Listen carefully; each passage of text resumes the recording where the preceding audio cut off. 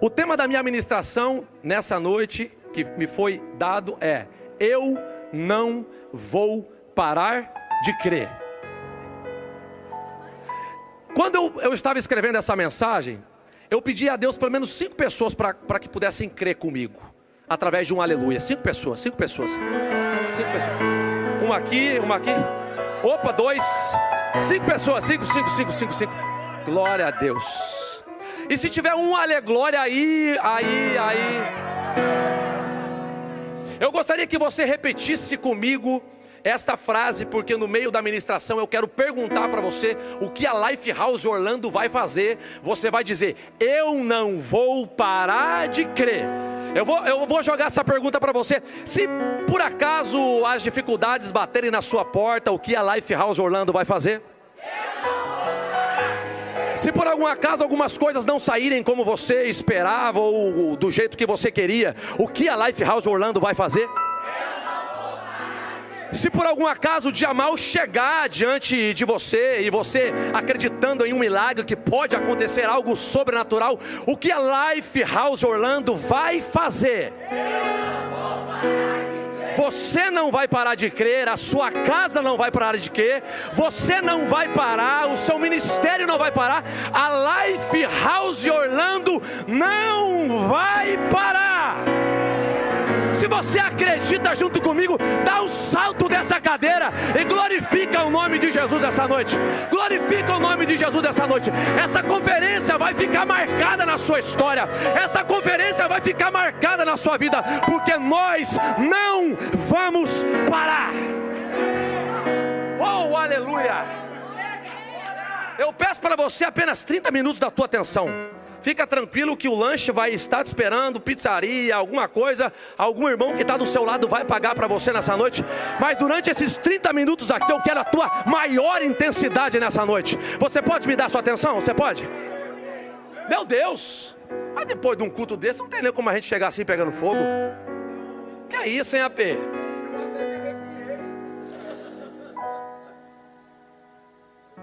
Pode colocar o texto na tela, por gentileza. João capítulo 2, versículo 1. João capítulo 2, versículo 1. Diz assim: 3 dias depois, ou algumas versões também tem este texto escrito assim: ao terceiro dia. 3 dias depois, ou ao terceiro dia, houve uma festa de casamento no povoado de Caná da Galileia. A mãe de Jesus estava ali. E Jesus e os seus discípulos também foram convidados para essa celebração. Durante a festa, o vinho acabou. E a mãe de Jesus lhe disse: eles não têm mais vinho. Eles não têm mais vinho. Eu quero fazer uma pergunta para vocês. Quem já ouviu essa história? Quem já ouviu esse relato que conta a história, o primeiro milagre de Jesus chamado Caná da Galileia? Quem já ouviu? Quem já ouviu? Quem já ouviu? Ok. Todos vocês que levantaram as mãos, vocês vão concordar comigo que uma das coisas que marcam esse milagre de Jesus é justamente o posicionamento dele. A posição em sua cronologia na história de Jesus é o que chama a atenção deste milagre. Porque João, quando ele termina de narrar este milagre, ele vai dizer assim: principiou assim Jesus os seus sinais em Caná da Galileia. Veja, na maioria das Bíblias, quando a gente vai ali naquela parte da epígrafe, está escrito assim: o primeiro milagre de Jesus. Ou o primeiro milagre de Jesus, o milagre de Jesus em primeiro lugar. Independente do que esteja escrito, esse milagre, ele tem uma atenção especial, porque na sua cronologia, ele vem em primeiro lugar. Olha só, eu quero construir com você um raciocínio, para que daqui a pouco eu aplique e você entenda aonde eu quero chegar. Tendo sido este o primeiro milagre que Jesus operou, ele ganha uma atenção especial. Até porque no mundo de Deus e no mundo bíblico, as coisas primeiras sempre tiveram uma atenção especial da parte de Deus. No mundo de Deus e no mundo espiritual, os atos primiciais, as primeiras ações, as primeiras atitudes, o dízimo, a primícia, as primeiras horas do dia, você entrega para Deus. Sempre o ato primicial, ele tem uma grande valia para Deus, o ato primicial. Quando você vai no Velho Testamento, Deus elaborou algo, Ele exigiu, Ele formulou que as primícias fossem entregues a Ele. Ele deixou tudo elaborado. Eu quero que as primícias, as primeiras partes, eu quero que cheguem até mim. Deus fez isso. E se é importante para Deus, significa que é importante no geral. As primícias, elas são importantes. Primícias, primeiros atos, o dízimo também é uma primícia. Olha só. Então, vendo esse milagre, como que ele é o primeiro milagre de Jesus, ele nos chama a atenção. Eu estou construindo esse raciocínio para que a gente chegue à conclusão que o primeiro milagre de Jesus foi em Caná da Galileia. E nos leva a concluir justamente isso. Jesus entregou em Caná da Galileia as suas primícias ministeriais. As primícias para Deus são algo importante. Deus pediu para que o homem trouxesse as primícias para ele. Agora, o primeiro ato de Jesus, o primeiro milagre de Jesus, a primícia que Jesus entrega, abrindo então os seus vários milagres que ele faria, ele começa iniciando com a primícia do milagre em Caná da Galileia. Se durante todo o Antigo Testamento o homem trouxe as suas primícias para Deus, agora é Jesus, o primogênito, que vai entregar as suas primícias dentro de um casamento em Caná da Galileia. Preste atenção. Se esse milagre tivesse sido em qualquer parte do tempo, ele chamaria a nossa atenção. Se fosse o quinto milagre que Jesus tivesse feito, se fosse o último milagre que Jesus tivesse feito, se fosse o segundo milagre que Jesus tivesse feito, não, mas foi o primeiro. E eu fiquei me perguntando por que justamente o primeiro milagre de Jesus não foi curar um paralítico, que seria algo aparentemente mais interessante. Não que este milagre não seja. Por que Jesus foi fazer justamente o seu primeiro milagre em um casamento quando o vinho acaba?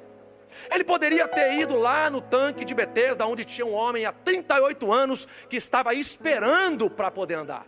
Ele poderia ter ido encontrar a mulher samaritana que precisava do perdão dos seus pecados. Ele poderia ter ido em qualquer outro lugar realizar um milagre. Mas por que Jesus decide principiar os seus milagres em um casamento lá em Caná da Galileia? Por quê? Isso me leva a um entendimento que João, quando ele mostra a genealogia de Jesus, aliás, João, ele não mostra a genealogia de Jesus. Ele diz assim: no princípio era o verbo era Deus, o verbo estava com Deus. João começa apresentando Jesus não em uma manjedoura. João, ele começa apresentando Jesus no princípio. Então, se Jesus estava no princípio e ele principiou algo aqui, por que é que Jesus começou o seu primeiro milagre em um casamento? Já já você vai entender. Olha só. Se Jesus começou o seu ministério justamente em um casamento, aonde o vinho tinha acabado, e Jesus estava no princípio, isso me leva ao livro de Gênesis. Quando eu vou ao livro de Gênesis, eu encontro Jesus escrito de Gênesis do capítulo 1 ao 50, encontro o nome de Jesus lá? Não encontro. Eu não encontro também o nome de Cristo, mas João diz que ele era o verbo estava com Deus. Então, Jesus, ele viu tudo como se iniciou. Jesus, ele estava lá. E tudo que foi feito por causa dele se fez. Jesus viu como a humanidade foi criada. Eu já estou chegando lá. Jesus viu como o homem foi formado. Jesus viu como Adão e Eva foram formados, instruídos e gerados. Então você há de concordar que quando o homem, ele come do fruto que Deus disse para que ele não comesse, Jesus estava lá. Quando Adão e Eva, eles infringem a lei de Deus, Jesus estava lá. Quando Deus ele reúne Adão e Eva e a serpente e dá a sentença para eles, Jesus estava lá. Jesus estava no princípio, ele viu tudo. Ele viu o que estava acontecendo ali no princípio. Quando Deus aponta a saída do paraíso para Adão e Eva, e com certeza Deus estava muito triste, e mesmo assim ele tira aquele casal de lá, e aquele casal, Adão e Eva, sai do paraíso, sai do Éden, cabisbaixo, entristecido e envergonhado. Essa foi a última cena do primeiro casal no livro de Gênesis que Jesus viu. Qual foi a cena que Jesus viu do primeiro casal da Bíblia saindo? Eles estavam saindo envergonhados, eles estavam saindo entristecidos, eles estavam saindo cabisbaixos, eles estavam saindo com tudo aquilo que eles tinham de bom. Aquele casal que Jesus viu, que foi o primeiro casal que foi formado, Jesus viu esse casal saindo do Éden envergonhado. E como eu te disse, Jesus poderia ter começado os seus milagres em qualquer outro tempo ou em qualquer outro tipo de milagre, mas Jesus decide começar o seu ministério exatamente no contexto aonde estava batendo na porta de um casal a vergonha. Se Jesus viu Adão e Eva sendo expulsos do jardim, eles estavam saindo envergonhados. A palavra de Deus ela é tão perfeita que quando Jesus vem, e o primeiro milagre que ele realiza é justamente na vida de um casal. Dentro daquela festa de Caná da Galileia, o vinho tinha acabado. A vergonha estava assolando, a vergonha estava flertando aquela primeira família, aquela família. E Jesus vai mostrar para todos nós que as primícias do ministério dele, ele vai mostrar que a prioridade do ministério dele, ele vai mostrar que o primeiro milagre que ele realiza, porque ele viu o primeiro casal sendo expulso do jardim, ele viu o primeiro casal saindo do jardim envergonhado, cabisbaixo, triste. Então quando Jesus vem para começar então a fazer os seus milagres, as suas maravilhas, ele vai consertar aquilo que lá no Éden um dia foi um erro. Só o pastor Josiel entendeu. Quando Jesus ele abre então a porta dos seus milagres, ele vem para consertar aquilo que lá no Éden eles erraram. Então o primeiro milagre de Jesus, a primícia dos milagres que Jesus realizou, foi justamente em um casamento onde tinha uma família, e esta família estava ao ponto de ser envergonhada. Se essa família estava ao ponto de ser envergonhada, Jesus vem e faz do seu ministério as primícias para essa família, mostra para mim e para você que a minha e a sua família tem uma grande valia para o Senhor. Isso significa que nessa conferência chamada Eu Não Vou Parar, a sua família não vai parar, porque é primícia do Senhor cuidar da tua família. Se ele veio para consertar o que foi exposto no Éden, o problema que aconteceu, eles foram expulsos. Aqui para este casal, eles não viverão a vergonha, eles não viverão a tragédia, eles não viverão um fim. E é isso que eu quero declarar sobre a sua vida nessa noite. Quem sabe você entrou aqui com a sua família com alguns problemas. Quem sabe você entrou aqui enfrentando dificuldades na família, no casamento. Quem sabe essa semana a palavra divórcio foi falada no meio de algumas discussões. Eu tenho que te dizer uma coisa: Jesus, na noite deste dia, a prioridade dele é a sua família, é a sua casa, é o seu ministério, é os seus filhos. Eu venho lembrar a Lifehouse Orlando de uma coisa nessa noite: a sua família não vai parar, a sua família não vai parar, a sua família não vai parar. Mas para isso, o que a Lifehouse Orlando precisa fazer? Eu não vou parar de crer.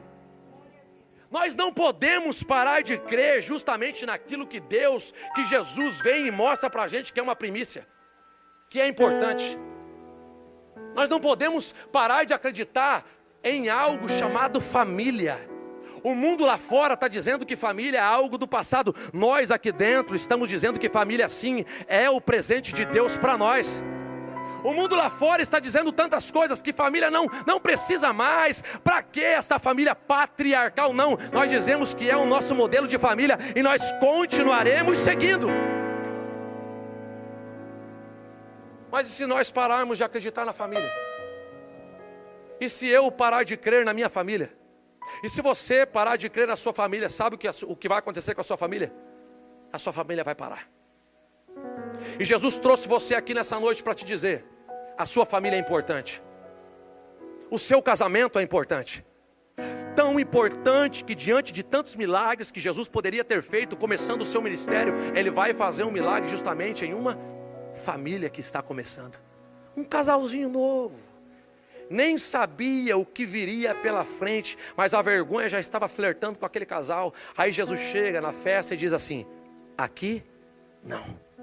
Se eles foram envergonhados lá no princípio, eu venho aqui principiar os meus milagres dizendo: família para mim é prioridade.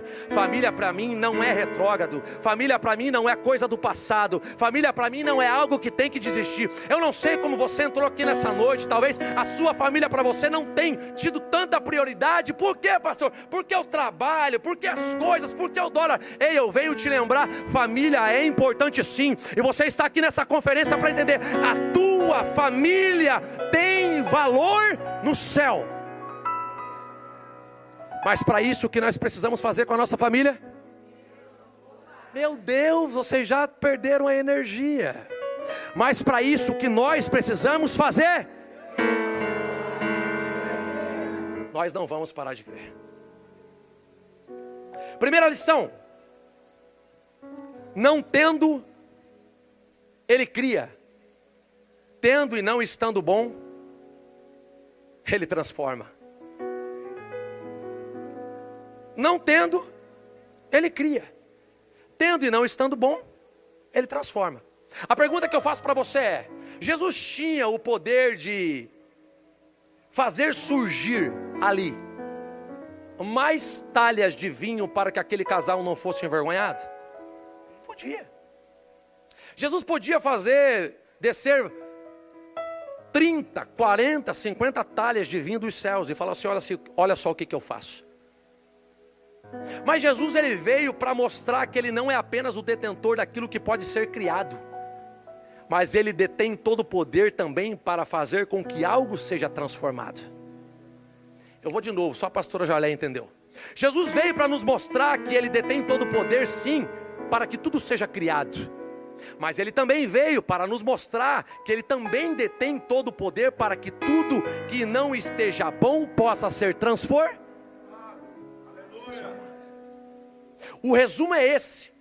A eternidade talvez não conhecia essa faceta em que o Cristo vem realizar. Ele não vem criar algumas coisas apenas, ele vem transformar. Ele vem transformar pecadores em santos. Ele vem transformar um casamento que era vergonha em um casamento de felicidade. Ele vem transformar aquele que era paralítico em aquele que salta de alegria. Ele vem transformar uma que era prostituta para passar a ser pregadora do evangelho. Jesus, ele veio para ensinar para cada um de nós: se tendo alguma coisa não está bom, ele tem o poder de transformar. O que é que você precisa que na sua vida seja transformado? O que você precisa que na sua vida seja mudado? Pastor, ele pode mudar? Pode. Pastor, ele pode fazer algo novo? Pode. Mas eu venho para te lembrar que ele também pode transformar toda e qualquer área da sua vida. Eu não sei qual é a área que você precisa de uma transformação, mas ele pode. Ele pode transformar e entrar em todas as arestas e brechas da nossa vida. Através dele tudo é encoberto, é transformado. Se não tem, eu crio. Se tendo, não estando bom, ele transforma. Bem-vindo ao final de todas as suas buscas. Bem-vindo ao final de todas as suas buscas. Talvez você tenha buscado transformação em tantos lugares. Talvez já te chamaram para tantas reuniões. Talvez já te chamaram para tantas mesas, tantos lugares. Talvez você foi chamado para resolver o seu problema em tantos lugares, mas eu tenho que te lembrar de uma coisa. Agora você acabou de encontrar uma igreja que está pregando o nome de Jesus. O nome dele é Jesus Cristo de Nazaré. Eu vou de novo, o nome dele é Jesus Cristo de Nazaré. Eu não sei o que você tem buscado, aonde você tem buscado, mas eu preciso dizer algo para você. Bem-vindo ao final de todas as suas buscas, porque não tendo, ele cria, tendo e não estando bom, ele vai transformar aquilo que precisa ser transformado na sua vida. Mas para isso nós precisamos olhar para esta palavra e o que é que a gente precisa fazer. Tudo na nossa vida é baseado na fé. Tudo. O nosso ministério ele é baseado em fé. O nosso apóstolo ele caminha e ele é direcionado por fé. Porque se não fosse fé, nem essa igreja existiria. Se fosse fé, nem o ministério existiria. Mas porque alguém tem fé, ele acredita que não tendo, Jesus cria. Se tendo e não estando bom, ele transforma. Eu acredito, eu tomo posse dessa palavra e eu caminho por ela. O que você precisa que seja transformado? O que você precisa que seja criado? Existe um nome que pode resolver. Existe um nome que pode fazer. E o nome dele é Jesus Cristo de Nazaré. Aquele que estava no princípio, aquele que viu toda a criação, aquele que veio para mostrar para nós que a família é algo importante, aquele que veio para dizer que ele pode criar todas as coisas, mas se algumas coisas não derem, ou não, você acha que não dá para ser criada de novo, ele transforma a sua casa, ele transforma a sua família, ele transforma a sua empresa, ele transforma o seu negócio, ele transforma o seu ministério, ele transforma o seu casamento, ele transforma os seus sonhos. Mas pastor, eu só sei chorar. Ele pode transformar o seu choro em alegria. Mas pastor, a minha empresa está falindo. Ele pode transformar uma empresa que está indo à falência a uma empresa que vai começar a subir os degraus. Ele pode fazer o que você não pode fazer, mas você não pode deixar de crer. Jamais podemos deixar de crer naquilo que Deus deixou para nós na palavra, e nós tomamos posse e acreditamos. Se Deus falou que você chegaria, você vai chegar. Se Deus falou que você chegaria, você vai chegar. Deixa eu ir para os solteiros aqui. Se Deus falou que você casaria, você vai casar. Ixi, 4 só. Mas qual que é o nosso problema?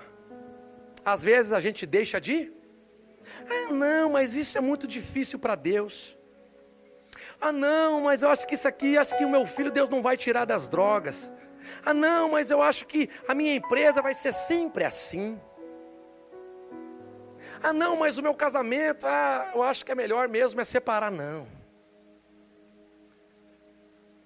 Não haverão divórcios aqui nessa igreja em nome de Jesus. Não haverão empresas sendo fechadas aqui nessa igreja em nome de Jesus. Eu profetizo que nós viveremos coisas extraordinárias aqui nessa igreja. O tema dessa conferência é um tema muito importante, dizendo que nós não vamos parar. E se nós colocarmos e crermos nisso, nada na sua vida, na sua história, na sua trajetória vai parar. Talvez algumas coisas tenham saído do teu controle, mas eu preciso lembrar que do controle dele nada saiu. Você só precisa continuar crendo, você só precisa continuar acreditando, você só precisa continuar andando, porque nós não somos daqueles que retrocedem, nós não vamos parar. Diga para a pessoa que está do seu lado, diga assim: você está proibido de parar. Última lição.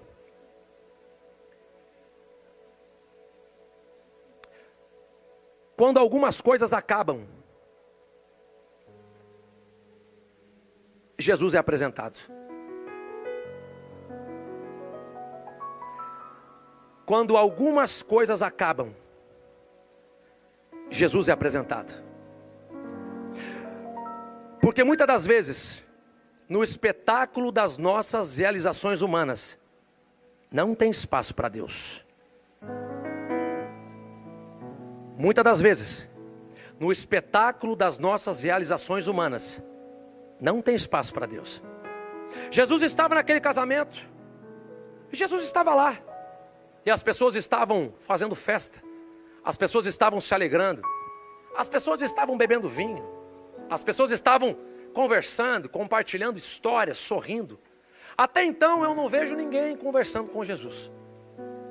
Porque quando nós estamos diante de tantas realizações, quando nós estamos fazendo o que precisa ser feito, quando aquele que faz o tapete está fazendo a tapeçaria, quando aquele que é da decoração está fazendo a decoração, quando aquele que é o que arruma os arranjos está arrumando os arranjos, e nós estamos tão ocupados com o tráfego intenso da nossa vida, tantas coisas para fazer, tantas pessoas para elogiar, tantos negócios para fechar, são tantas coisas que a gente vem fazendo, que às vezes não há nem espaço para Jesus nas nossas realizações, porque nós somos bons, porque eu já aprendi como se faz, porque essa área eu domino, porque aqui eu sou o PH,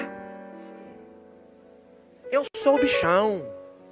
A gente às vezes bate no peito, no meio das nossas realizações, e dizem, eu sei fazer, eu faço e eu aconteço. Até que algumas coisas acabam. Eu tenho que dizer algo para você nessa noite. Ainda bem que algumas coisas acabaram na minha e na sua vida. Porque senão a gente não teria espaço para Jesus entrar e fazer o que precisaria ser feito. Quando o vinho acaba, quando os contatos acabam, a gente corre para um nome. A gente corre para Jesus e Jesus ele espera, ele é paciente. Ele espera o tempo que for necessário para poder fazer aquilo que precisa ser feito na nossa vida. E aqui eu vejo Jesus realizando esse milagre. E eu já estou finalizando. E algo que é muito interessante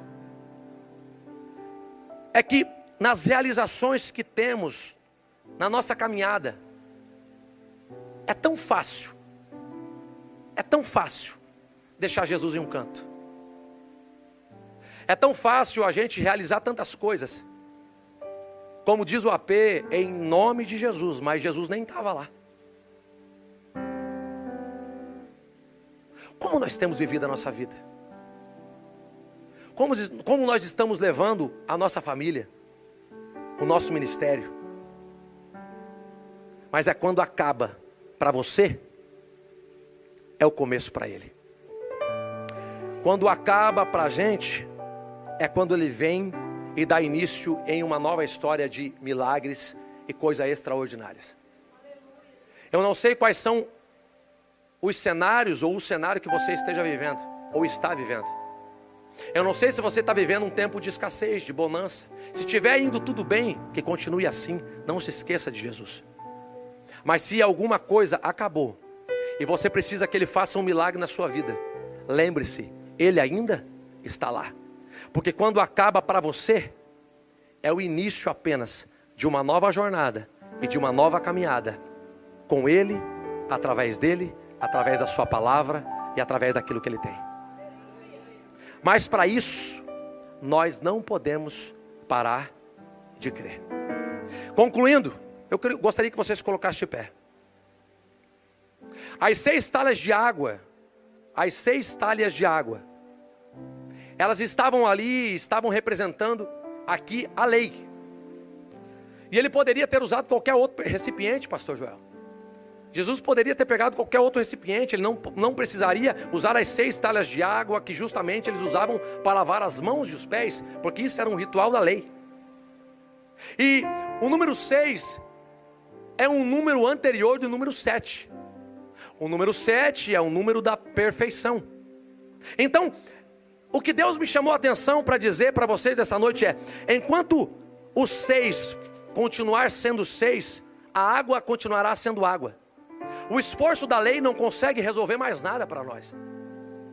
Mas, se o 7º se apresentar aquilo que é perfeito, aquilo que é a graça, aquilo que tem o poder, aquilo que revela a perfeição, número 7, o número da perfeição que a Bíblia que diz. Quando o 7 se apresenta, os milagres acontecem. Talvez a gente está confiando demais nos cerimoniais. Talvez a gente continue acreditando que as 6 talhas de água resolverão o nosso problema. Não, precisa do 7º elemento. Qual é o 7º elemento? Diga para a pessoa que está do seu lado: o 7º elemento é Jesus. Aquele que não tendo, ele cria; tendo e não estando bom, ele transforma. Eu não sei qual é o cenário da sua vida. Eu não sei no que você não pode deixar de crer. Mas eu chamo a sua atenção hoje para colocar na sua vida o 7º elemento. O 7º elemento é o elemento chamado Jesus. Porque as 6 talhas de água não vão resolver. Mas quando o 7º entra, ele vem para resolver aquilo que é difícil demais para ser resolvido. Ele vem para transformar aquilo que você acha que não pode ser transformado. E ele vem para mudar aquilo que você acha que não pode ser mudado. Eu quero que você entenda isso.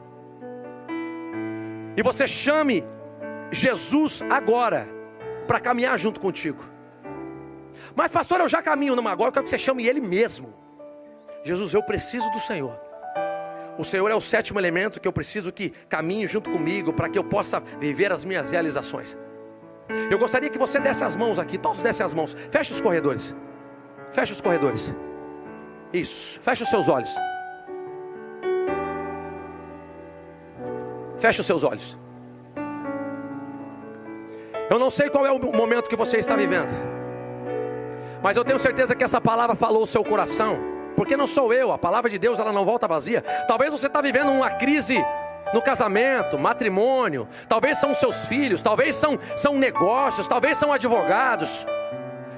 Você aprendeu aqui que não tendo ele cria, tendo e não estando bom ele transforma. Então alguma área da sua vida você precisa que seja transformada. E eu chamo você a esse entendimento. Jesus está aqui para transformar toda e qualquer área da sua vida. Jesus está neste lugar para transformar toda e qualquer área da sua vida. Jesus está aqui para transformar a sua família, os seus sonhos, os seus negócios, os seus projetos. Jesus está nesta casa. O 7º elemento, ele está aqui. E ele veio para dizer para você que ele pode realizar tudo aquilo que você precisa.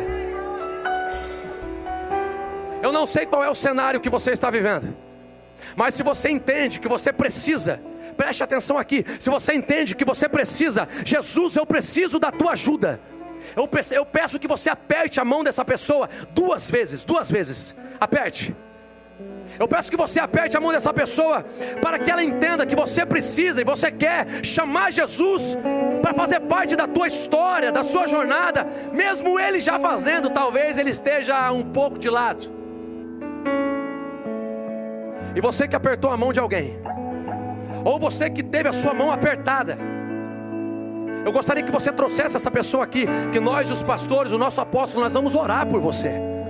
Nós queremos orar pela sua vida. E na contagem de 3, eu gostaria que você saísse do seu lugar. Essa é uma conferência que vai marcar a sua história e a sua vida. Você não pode parar de crer. Talvez agora você está duvidando, mas será que eu vou? Mas é agora mesmo que você não pode parar de crer. Então na contagem do 3, eu peço que você saia do seu lugar. 1, 2, 3, venha aqui para frente agora. Você, a sua casa, a sua família, venha para cá, venha para cá. Pode vir, pode vir.